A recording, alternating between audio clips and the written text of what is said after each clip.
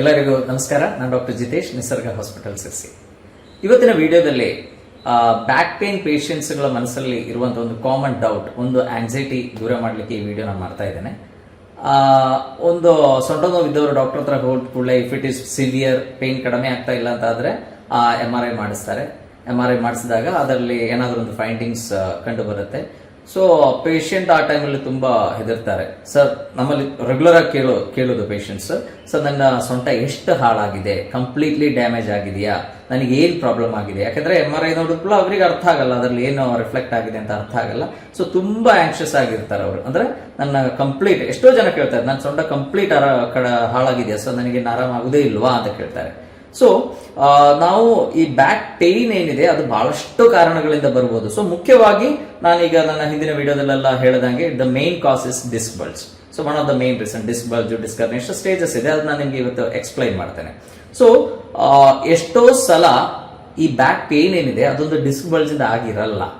ಅಲ್ಲಿ ಇರುವಂತ ಏನೋ ಒಂದು ಸ್ಟ್ರೈನ್, ಒಂದು back muscle spasm, or may be ನಮ್ಮ ರಾಂಗ್ ಪೋಸ್ಚರ್ಸ್, ಇಲ್ಲಾಂದ್ರೆ ಅಲ್ಲಿ ಇರುವಂತ ಬ್ಯಾಕ್ ಅಲ್ಲಿರೋ ಮಸಿಲ್ಸ್ ವೀಕ್ನೆಸ್ ಇಂದ ಆ ಬ್ಯಾಕ್ ಪೇನ್ ಡೆವಲಪ್ ಆಗಿರುತ್ತೆ. ಅದು ನಮಗೆ ಗೊತ್ತಾಗೋದೇ ಇಲ್ಲ.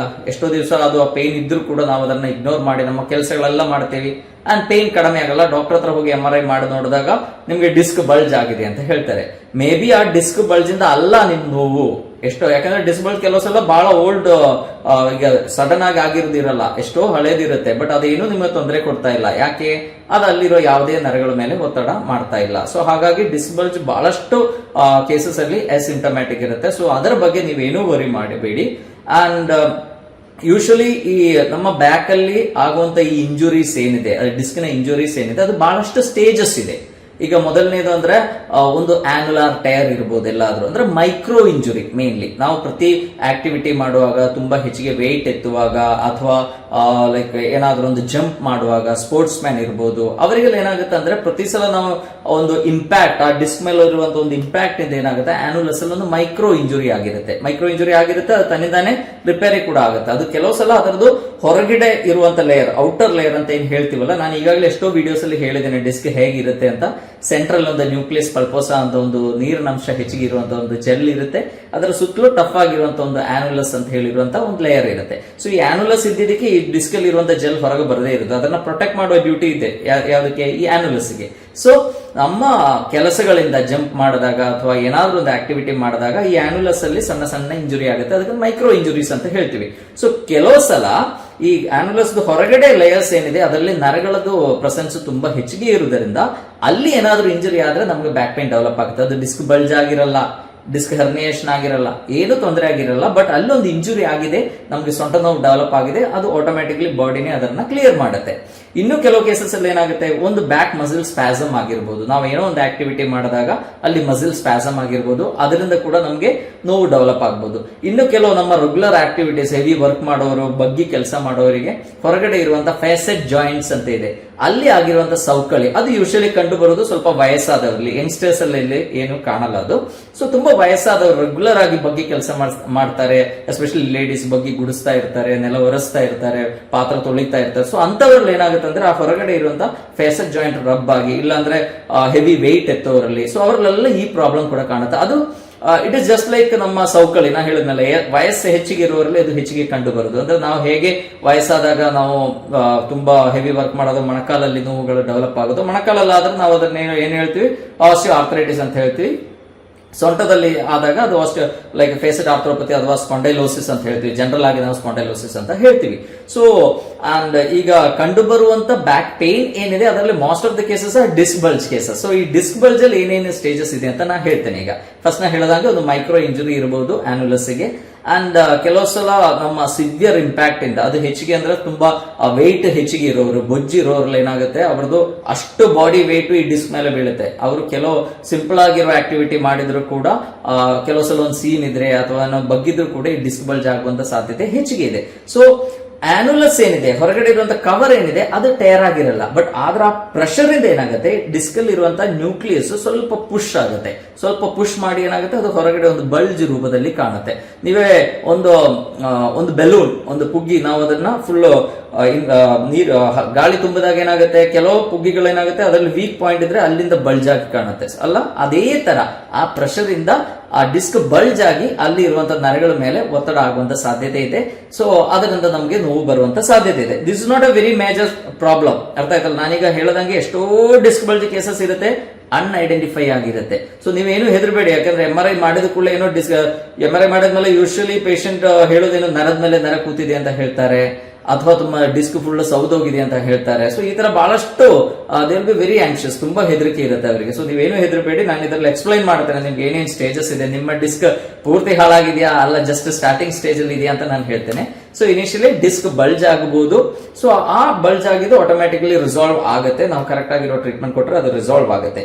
ಇನ್ನು ನೆಕ್ಸ್ಟ್ ಏನಾಗುತ್ತೆ, ಬಲ್ಜ್ ಆದಾಗ ಆ ಇಂಪ್ಯಾಕ್ಟ್ ಅಲ್ಲಿ ಆಗಿರುವಂತಹ ಒತ್ತಡ ಹೆಚ್ಚಾಗಿ ಈ ಆನ್ಯುಲಸ್ ಹರಿದೋಗ್ಬಹುದು, ಅದರಲ್ಲಿ ಒಂದು ಟೇರ್. ಸೊ ಅವಾಗ ಏನಾಗುತ್ತೆ, ಈ ಒಳಗಡೆ ಇರುವಂತ ನೀರಿನ ಅಂಶ ಹೊರಗೆ ಬರುತ್ತೆ. ಅದಕ್ಕೆ ನಾವು ಡಿಸ್ಕ್ ಹರ್ನಿಯೇಷನ್ ಅಂತ ಹೇಳ್ತೀವಿ. ಡಿಸ್ಕ್ ಹರ್ನಿಯೇಷನ್ ಅಂದ್ರೆ ಆ ಒಳಗಡೆ ಇರುವಂತಹ ಡಿಸ್ಕಿನ ಕಂಟೆಂಟ್ ಏನಿದೆ ಅದು ಹೊರಗಡೆ ಪುಷ್ ಆಗಿರುತ್ತೆ, ಅದು ಅಲ್ಲಿಂದ ಕಾಲಿಗೆ ಹೋಗುವಂತ ನರಗಳ ಮೇಲೆ ಒತ್ತಡ ಕ್ರಿಯೇಟ್ ಮಾಡಬಹುದು. ಇದು ಡಿಸ್ಕ್ ಬಲ್ಜ್ ಕಂಪೇರ್ ಮಾಡಿದ್ರೆ ಇನ್ನೂ ಸ್ವಲ್ಪ ಸೀರಿಯಸ್ ಇಶ್ಯೂ. ಅಂದ್ರೆ ಆ ಕಂಟೆಂಟ್ ಹೊರಗೆ ಬಂದಿದೆ, ಅದನ್ನ ನಮ್ಗೆ ಒಳಗೆ ಹೋಗಿ ಕೂರ್ಸಕ್ಕಾಗಲ್ಲ. ಸೊ ಹಾಗಾಗಿ ಇದು ಇನ್ನೂ ಸ್ವಲ್ಪ ಹೆಚ್ಚಿಗೆ ಟೈಮ್ ತಗೊಳುತ್ತೆ, ಕ್ಯೂರ್ ಆಗ್ಲಿಕ್ಕೆ ಇನ್ನೂ ಹೆಚ್ಚಿಗೆ ಟೈಮ್ ತಗೊಳುತ್ತೆ ಅಂತ ಹೇಳಿ ಯಾರು ವರಿ ಮಾಡೋದು ಬೇಡ. Over A period of time ಈ ಪ್ರಾಬ್ಲಮ್ ಕೂಡ ರಿಸಾಲ್ವ್ ಆಗುತ್ತೆ. ಇನ್ನಿರುವಂತ ಸಮಸ್ಯೆ ಏನಂದ್ರೆ ಸಿಕ್ವೆಸ್ಟ್ರೇಷನ್ ಅಂತ ಹೇಳ್ತೀವಿ. ಸಿಕ್ವೆಸ್ಟ್ರೇಷನ್ ಅಂದ್ರೆ ಬಹಳ ಇಂಪ್ಯಾಕ್ಟ್, ನಾವು ಬಿದ್ದೇನೋ ಸಿವಿಯರ್ ಇಂಜುರಿ ಆದಾಗ ಡಿಸ್ಕ್ ಹೊರಗೆ ಬಂದಿದ್ದೊಂದೇ ಅಲ್ಲ, ನ್ಯೂಕ್ಲಿಯಸ್ ಹೊರಗೆ ಬಂದು ಅದರಲ್ಲಿ ಒಂದು ಪೀಸ್ ಸೆಪರೇಟ್ ಆಗ್ಬಿಟ್ಟಿದೆ. ಅದು ನಾವು ನಮ್ಮ ಸ್ಪೈನಲ್ ಕೆನಾಲ್ ಏನಿದೆ ಅದರಲ್ಲಿ MRI ಮಾಡಿ ನೋಡಿದ್ರೆ ಒಂದು ಡಿಸ್ಕ್ ನ ಪೀಸ್ ಕಾಣುತ್ತೆ. ಸೊ ಇದನ್ನ ಸಿಕ್ವೆಸ್ಟ್ರೇಷನ್, ಇದು ಇದಕ್ಕಿಂತ ಸ್ವಲ್ಪ ಹೆಚ್ಚಿಗೆ ಆಗಿರುವಂತ ಕಂಡಿದೆ. ಸೊ ಈ ತರ ಡಿಸ್ಕ್ ಬಲ್ಜ್ ಡಿಫ್ರೆಂಟ್ ಸ್ಟೇಜಸ್ ಅಲ್ಲಿ ಇರಬಹುದು. ಇನ್ನು ಇದೇನೂ ಇಲ್ಲದೆ ನಮಗೆ ಲೈಕ್ ಬೇರೆ ಕಂಡೀಷನ್ ಇಂದ ಕೂಡ may be one of the cause disc ನ ಸಮಸ್ಯೆ ಇರಬಹುದು. ಬೇರೆ ಕಂಡೀಷನ್ ಕೂಡ ನಮಗೆ ಈ ಬ್ಯಾಕ್ ಪೇನ್ ಅಂತ ಅನುಭವ ಆಗುತ್ತೆ. ಅದು one is spinal canal stenosis, ನಾವು ತುಂಬಾ ಕೇಳ್ತೀವಲ್ಲ. ನಾನು ಈಗಾಗಲೇ ಅದರ ಬಗ್ಗೆ ಒಂದು ಕಂಪ್ಲೀಟ್ ವಿಡಿಯೋ ಕೂಡ ಮಾಡಿದ್ವಿ. ಸೊಂಟದಲ್ಲಿ ನರ ಹೋಗುವಂತ ದಾರಿ ಏನಿದೆ ಅದು ಸ್ಪೈನಲ್ ಕೆನಾಲ್ ಇರಬಹುದು ಅಥವಾ ಫೊರಾಮಿನಲ್ ಕೆನಾಲ್ ಇರಬಹುದು. ಅಂದ್ರೆ ಸೆಂಟ್ರಲ್ ಕೆನಾಲ್ ಅಥವಾ ಫೊರಾಮಿನಲ್ ಕೆನಾಲ್ ಎಲ್ಲಾದ್ರೂ ಕಂಪ್ರೆಷನ್ ಆದಾಗ ಸೊಂಟದಲ್ಲಿ ಕೆಲವು ಸಲ ನಮ್ಗೆ ಏನೂ ನೋವಿರಲ್ಲ, ಬಟ್ ಕಾಲುಗಳಿಗೆ ಸೆಳೆತ ಅಂತ ಅನುಭವ ಆಗುತ್ತೆ. ಸೊ ಈ ಪ್ರಾಬ್ಲಮ್ ಕೂಡ ನಮ್ಗೆ ರಿಸಾಲ್ವ್ ಮಾಡ್ಲಿಕ್ಕೆ ಆಗುತ್ತೆ. ಸೊ ಯಾಕಂದ್ರೆ ರೆಗ್ಯುಲರ್ಲಿ ನಾವು ಹೇಳುವಂತ ವ್ಯಾಯಾಮಗಳು ಮಾಡಿದ್ರೆ ಈ ಪ್ರಾಬ್ಲಮ್ ನಮಗೆ ಕಂಪ್ಲೀಟ್ಲಿ ರಿಸಾಲ್ವ್ ಮಾಡ್ಲಿಕ್ಕೆ ಆಗುತ್ತೆ. ಇನ್ನೊಂದು ಕಂಡೀಷನ್ ಏನು ಅಂದ್ರೆ ಸ್ಪಾಂಡೈಲೋಲಿಸ್ಥೆಸಿಸ್ ಅಂತ ಹೇಳ್ತೀವಿ. ಇದೆಲ್ಲ ನಿಮ್ಮ MRI ಅಲ್ಲಿ ನೀವು ಓದಿದ್ರೆ ನೋಡಬಹುದು. ನಾನೀಗ ಹೇಳಿರುವಂತ ಪ್ರತಿಯೊಂದು ವರ್ಡ್ಸ್ ಏನಿದೆಯಲ್ಲ ಇದರಲ್ಲಿ ಎಕ್ಸ್ಪ್ಲೈನ್ ಮಾಡಿರ್ತಾರೆ. ಸ್ಪಾಂಡೈಲೋಲಿಸ್ಥೆಸಿಸ್ ಅಂದ್ರೆ ಎಲುಬು ಜಾರುವಂತ ಕಂಡೀಷನ್. ಲಿಸ್ಥೆಸಿಸ್ ಅಂದ್ರೆ ಜಾರಿ ಹೋಗುದು ಅಂತ ಅರ್ಥ. ಸೊ ನಿಮ್ಗೆಲ್ಲ ಗೊತ್ತಿದೆ, ನಮ್ಮ ವರ್ಟಿಬ್ರೆ ಅಂದ್ರೆ ಒಂದರ ಮೇಲೆ ಒಂದು ಸೆಟ್ ಮಾಡಿರ್ತಾರೆ. ಸೊ ಕೆಲವು ಕಂಡೀಷನ್ ಅಲ್ಲಿ ಏನಾದ್ರೆ ಇಟ್ಸ್ ಅ ಲ್ಯಾಟಿನ್ ವರ್ಡ್, ಕೆಲವು ಕಂಡೀಷನ್ ಏನಾಗುತ್ತೆ ಅಂದ್ರೆ ಯಾವುದೋ ಒಂದು ಇಂಪ್ಯಾಕ್ಟ್ ಇಂದ ನಾವು ಬಿದ್ದಾಗ ಅಥವಾ ಲಾಂಗ್ ಟೈಮ್ ಆರ್ಥರೈಟಿಸ್ ಪ್ರಾಬ್ಲಮ್ಸ್ ಅವುಗಳು ಇದರಿಂದಲೇ ಏನಾಗುತ್ತೆ ಒಂದು ವರ್ಟಿಬ್ರೆ ಜಾರ್ ಹೋಗ್ಬೋದು. ಸೊ ಜಾರ್ ಹೋದಾಗ ಏನಾಗುತ್ತೆ ನೀವೇ ವಿಚಾರ ಮಾಡಿ, ಎಲ್ಲ ಎಲುಬುಗಳು ಒಂದರ ಮೇಲೆ ಒಂದು ಸೆಟ್ ಮಾಡಿದೆ, ಅದರ ಒಳಗೆ ಪಾಸ್ ಆಗ್ಲಿಕ್ಕೆ ಒಂದು ಕಾಮನ್ ಆಗಿರುವಂತ ಒಂದು ಪ್ಯಾಸೇಜ್ ಇದೆ ಅಲ್ವಾ. ನಾವು ಒಂದು ಸ್ಕ್ರೂ ಮತ್ತು ನಟ್ ಹಾಕುವಾಗ ಆ ನಟ್ ಕರೆಕ್ಟ್ ಆಗಿದ್ರೆ ಮಾತ್ರ ಸ್ಕ್ರೂ ಅದರೊಳಗೆ ಪಾಸ್ ಆಗುವಂತ ಜಾಗ ಸಿಗುತ್ತೆ. ಸೊ ಅದೇ ತರ ಯಾವಾಗ ಒಂದು ಎಲುಬು ಅದರದ ಪೊಸಿಷನ್ ಇಂದ ಚೇಂಜ್ ಆಗುತ್ತೋ ಈ ಒಳಗಡೆ ಇರುವಂತ ಕೆನಾಲ್ ಏನಿದೆ, ಈ ಕೆನಾಲ್ ಏನಿದೆ ಅದು ಚೇಂಜ್ ಆಗುತ್ತೆ, ಅಲ್ಲಿ ದಾರಿ ಸಣ್ಣ ಆಗುತ್ತೆ, ನರಗಳ ಮೇಲೆ ಒತ್ತಡ ಆಗುತ್ತೆ, ನರ ಎಲ್ಲಿ ಹೋಗುತ್ತೆ ಅಲ್ಲೆಲ್ಲ ನಮಗೆ ನೋವು ಬರಲಿಕ್ಕೆ ಸ್ಟಾರ್ಟ್ ಆಗುತ್ತೆ. ಇನ್ನೊಂದು ಕಂಡೀಷನ್ ಫೇಸೆಡ್ ಜಾಯಿಂಟ್ ಆರ್ಥ್ರೋಪತಿ. ನಾನು ಹೇಳಿದಂಗೆ ವಯಸ್ಸಾದವರಲ್ಲಿ ಕಂಡು ಬರುವಂತಹ ಸಮಸ್ಯೆ, ನಮ್ಮ ಸೊಂಟದಲ್ಲಿ ಇರುವಂತಹ ಜಾಯಿಂಟ್ಸ್ ಏನಿದೆ ಅದರ ಮೇಲೆ ಒತ್ತಡ ಆಗಿ ಅಲ್ಲಿಂದ ನಮಗೆ ನೋವು ಡೆವಲಪ್. ಫೇಸೆಡ್ ಜಾಯಿಂಟ್ ಆರ್ಥ್ರೋಪತಿ ಆದ್ರೆ ಏನಾಗುತ್ತೆ, ಅದರ ಹತ್ರ ಕೂಡ ನರ ಪಾಸ್ ಆಗಿರುತ್ತೆ, ಅಲ್ಲಿ ಕೂಡ ನರಗಳ ಮೇಲೆ ಒತ್ತಡ ಆಗಿ ಕಾಲಿಗೆ ಸೆಳೆತ ಅಂತ ಅನುಭವ ಆಗುವಂತ ಚಾನ್ಸಸ್ ಇದೆ. ಇದೇ ತರ ಲಿಗಮೆಂಟಮ್ ಫ್ಲೇವಮ್ ಹೈಪರ್ಟ್ರೋಫಿ ಅಂತ ಹೇಳ್ತೀವಿ. ಅಂದ್ರೆ ಅದರೊಳಗಿಂದ ಒಂದು ಲಿಗಮೆಂಟ್ ಇದೆ, ಎಲ್ಲ ವರ್ಟಿಬ್ರೆನ ಪೊಸಿಷನ್ ಇಟ್ಕೊಳ್ಳುವಂತ ಲಿಗಮೆಂಟ್ ಇದೆ. ಕಂಟಿನ್ಯೂಸ್ ಇಂಜುರಿ ಆಗಿ ಆಗಿ ಆಗಿ ಆಗಿ ಆ ಲಿಗಮೆಂಟ್ ಏನಾಗುತ್ತೆ ದಪ್ಪ ಆಗುತ್ತೆ. ಅವಾಗ ಅಲ್ಲಿ ಇರುವಂತ ಸ್ಟೀನೋಸಿಸ್, ನಾನು ಈಗ ಹೇಳಿರುವ ಸ್ಟೀನೋಸಿಸ್ಗೆ ಅದೊಂದು ಕಾರಣ ಆಗುತ್ತೆ. ಸೊ ಹಾಗಾಗಿ ಕಾಲಿಗಳಿಗೆ ನೋವುವಂತ ಅನುಭವ ಆಗುವಂತ ಸಾಧ್ಯತೆ ಇದೆ. ಸೊ ಈಗ ನಾನು ನಿಮ್ಗೆ ಕೆಲವು ಕಂಡೀಷನ್ಸ್ ಹೇಳಿದ್ವಿ, ಡಿಸ್ಕ್ ಬಲ್ಜ್ ಇರಬಹುದು, ಲೈಕ್ ಡಿಸ್ಕ್ ಹರ್ನಿಯೇಷನ್, ಇದರಲ್ಲೆಲ್ಲ ಲೈಕ್ ಬ್ಯಾಕ್ ಪೇನ್ ಆಗತ್ತೆ.